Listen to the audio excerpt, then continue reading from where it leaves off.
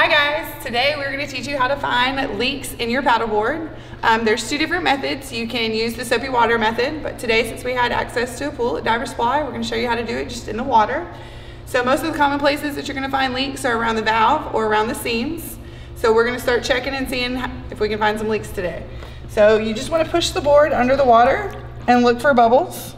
Our valve looks to be pretty good. Checking all the seams around the side here. They all seem pretty good so far. All right. See a few little bubbles, not too bad. So I'm just gonna keep going around to all the different seams here. Oh look, we're doing pretty good over here. All right, so here's our other seam right here. Oh, there we go. There's our leak right there.